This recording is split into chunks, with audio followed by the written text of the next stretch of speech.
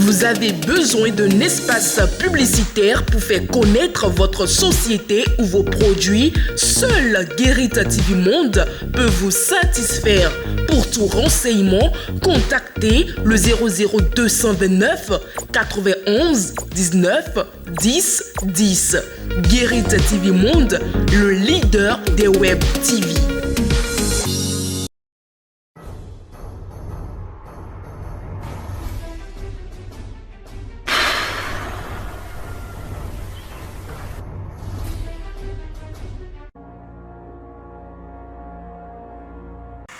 C'est un plaisir pour nous, mesdames et messieurs, de vous retrouver sur l'émission Tour d'Horizon. Bonsoir à toutes et à tous. Tentative d'enlèvement et de vol de bétail déjouée à route de Porga dans la commune de Matéri. L'opération a été menée du 3 au 4 avril 2023 par les forces de défense et de sécurité du Bénin. Latifat Kouenou. Des terroristes tentent d'enlever des poules et le bœuf dans un campement à Matéri. Selon des informations obtenues de sources locales, des terroristes ont fait incursion dans un campement ce mardi 4 avril 2023 à la hauteur de Porga dans un village appelé Daga. C'est un hameau situé à hauteur de Porga dans la commune de Matéri. Ils ont enlevé les femmes, les enfants et les hommes. L'armée est intervenue à temps, indiquent les mêmes sources locales. Selon des sources sécuritaires, les terroristes allaient dans la brousse avec les personnes enlevées et leurs bœufs. Mais les forces de défense et de sécurité stationnées dans la zone ont été informées de cette situation. Elles sont intervenues et ont réussi à les libérer. Rappelons que cette tentative d'enlèvement et de vol de bétail intervient après la mort de 4 pêcheurs assassinés dimanche 2 avril par des terroristes. Ces pêcheurs allaient contrôler le filet quand ils ont été abattus dans une zone située près du fleuve Pondjari. En parlant toujours de sécurité, un détachement de l'Office central de répression de la cybercriminalité va désormais siéger dans la ville de Parakou. Selon des sources sûres, les dispositions de son installation sont déjà en cours afin de lui permettre de dénicher les cybercriminels présents dans le département du Borgou. Au Bénin, le gouvernement a depuis quelques semaines intensifié la lutte contre les présumés cybercriminels et il se murmure au sein de l'opinion que les citoyens qui s'adonnent à ce boulot se sont repliés dans les coins reculés. Donc l'installation de l'OCRC à Parakou garantirait les chances de réussite de cette lutte qui doit prendre en compte tout le territoire national. Et puis on parlait ce mardi 4 avril 2023 de l'interdiction faite aux policiers d'utiliser leur téléphone portable lors de leur mission. Une équipe de notre rédaction a alors interrogé les usagers de la voie à ce sujet. Les avis divergent. C'est une décision en faveur des policiers même. Des fois, je pense que ça va les éviter des interventions. Ou quand ils vont arrêter quelques mille motos, tout ça, c'est en infraction, que les gens les appellent pour intervenir. Ça leur permettra comme de faire leur travail dans la quiétude, tout ça. Et l'autre chose, je pense que ça participe également à la bonne exécution de leur mission. C'est comme un procès qui peut laisser les élèves en train de manipuler le portable. Je pense qu'ils ne seront pas concentrés sur ce qu'ils sont en train de faire. Pour les policiers, bon, on voit des gens qui sont souvent dans leur portable. Et un message est venu, on sait aujourd'hui, nous, tout le monde à travers les trucs de WhatsApp, on est plus collé à notre portable, même si on ne veut pas. Des fois, on entend aller voir le message, aller voir les nouvelles. Je pense qu'ils sont plus concentrés sur leur mission et ça, comme fait, c'est du respect pour la corporation. Le policier qui est assis, et qui est debout, qui est concentré sur son portable, il peut être agressé parce qu'il n'est pas préparé pour, il ne verra pas le danger venir. Il sera surpris. Maintenant, s'il n'a pas son portable, sur lui, il est concentré sur la mission. Je pense que d'abord, ça peut être à sa protection et également de la protection de la population. Je prends un exemple, un policier qui est dans son portable et subitement, quelqu'un vient brûler le feu, il va à une autre personne. Il ne pourra même pas décrire comment la scène s'est passée parce qu'il était concentré dans son portable. Tout ça, c'est bien pour la population et également bien pour la police. Le DGPN doit avoir ses raisons. Après avoir fait un certain nombre de constats. Constats que nous aussi nous faisons parfois Parce qu'il arrive des fois où nous voyons nos agents de sécurité en faction, c'est-à-dire ceux qui sont chargés de régler la circulation des fois, qui sont là en train de fouiller dans leur portable. Et parfois, la circulation est dense. Est-ce que ce n'est pas leur heure de réguler ou bien c'est leur heure libre? On ne sait pas. Maintenant que la décision est prise, c'est un peu privé certaines personnes de leur droit à l'information. Mais je pense qu'on ne peut pas faire deux choses à la fois.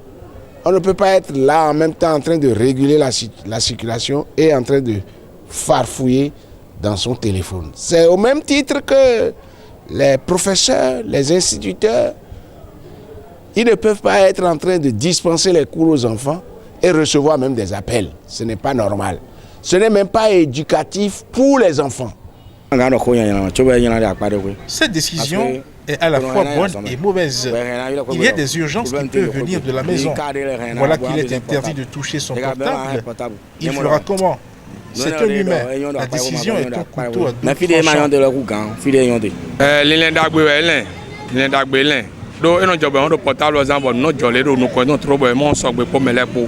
La décision du DGPR est noble, car le téléphone portable peut distraire les agents en mission au point où plusieurs choses peuvent leur échapper. Notre souhait est que la décision soit respectée et que le mécontentement créé au sein des agents ne se répercute pas sur la population. Mesdames et messieurs, c'est tout pour le bulletin d'information. Place à présent au forum de discussion.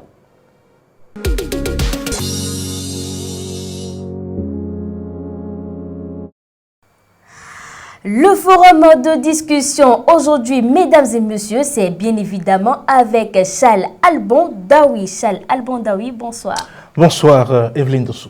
Charles Albon Daoui, après les législatives de janvier 2023, le parti FCBE rompt enfin le silence à travers une sortie médiatique de son secrétaire exécutif national, Paul Hunkmé.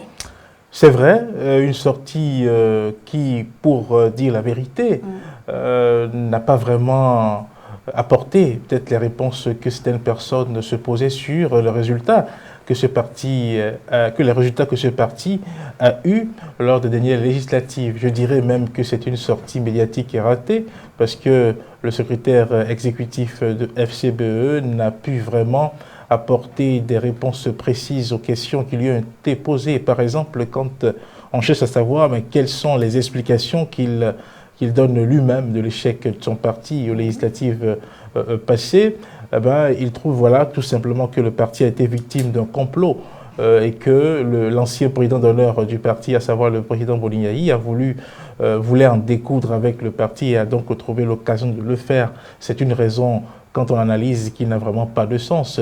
Le complot dont il est question, je ne sais pas qui est-ce qui a fait le complot contre eux, parce qu'on ne peut pas, sur un terrain politique, lorsqu'on fait de la lutte politique, parler de complot. Il y a eu lutte politique entre FCBE et le parti d'opposition, les démocrates, mais également avec tous les autres partis qui ont pris part donc à cette élection-là. Le complot dont on parle ne voit pas concrètement où ce complot a pu bien se faire ou dans quelles conditions ce complot donc a eu lieu. Ensuite, avoir les réponses qu'il apporte aux préoccupations liées par exemple aux questions de la loi d'amnistie, aux questions liées aux détenus politiques, aux prisonniers, etc.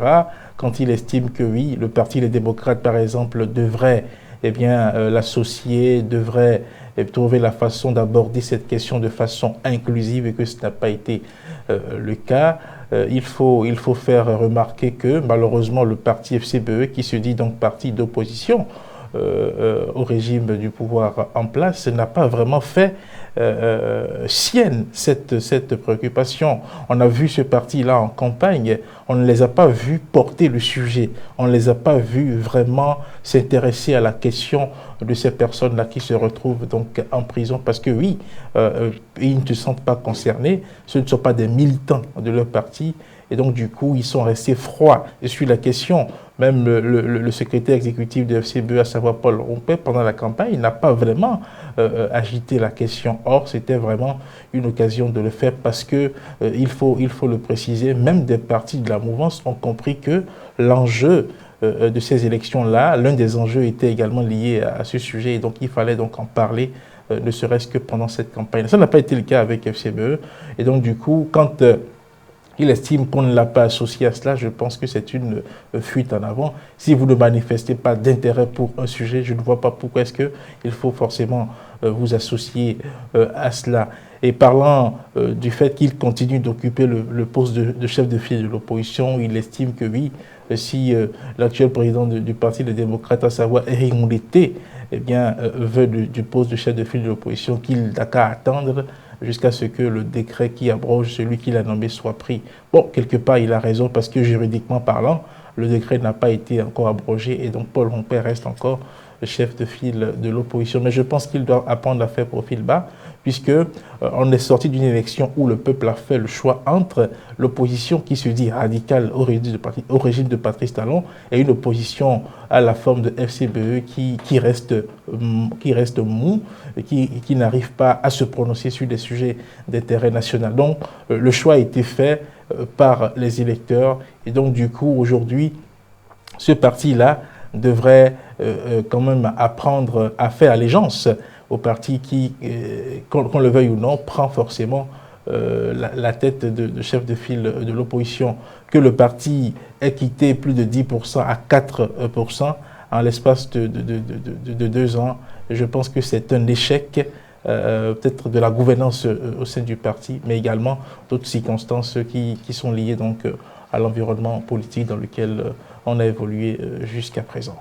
Charles Albondaoui, vous parliez déjà d'échec, alors quel est l'avenir pour le parti FCBE dans un contexte marqué par l'émergence du parti Les Démocrates? Non, mais les choses vont se compliquer davantage pour ce parti-là, comme ça a commencé déjà à l'être.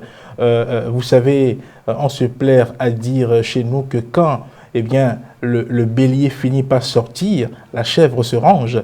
Vous voyez, le parti FCBE qui s'est réclamé parti de l'opposition après les communales de 2020 et ensuite à la présidentielle de 2021, se plaisait dans ce costume d'opposant parce qu'il n'avait pas quelqu'un à qui se frotter. Quand l'occasion est venue pour ce parti de se frotter à un autre parti d'opposition, les rapports de force se sont tout de suite affichés et on a vu que oui, ce parti-là a totalement été écarté. Donc du coup, dans le contexte actuel, je ne pense pas que quelque chose soit fait pour que FCBE puisse remonter la pente. Il est vrai que nous ne sommes pas devins, nous ne savons pas ce qui va se passer dans 3 ans, mais il n'est pas certain que le parti puisse reprendre du poil de la bête comme on le dit, parce que le parti a perdu beaucoup de ses militants, le parti a perdu beaucoup de ses élus communaux, il reste encore peut-être des maires qui sont FCBE et qui sont à la tête des communes, mais ce sont des généraux sans troupes. Et quand on a une armée où en général n'a pas de troupes, on ne peut pas faire donc de bataille. Donc moi je pense que l'avenir de ce parti, c'est vrai, on ne va pas dire que le parti va disparaître, mais ce n'est plus certain que ce parti-là puisse vraiment aller aux élections et puisse faire un score intéressant, à savoir avoir 10% au niveau national. Parce que si les choses restent en l'état, c'est sûr que nous allons constater dans les années à venir que eh bien, le parti Les Démocrates peut-être va prendre une certaine envergure qui va faire disparaître totalement FCBE sur l'échiquier politique national. Merci à vous, Charles Albondaoui, pour vos explications. C'est moi qui vous remercie. Mesdames et messieurs, nous terminons cette émission sur une note d'humour.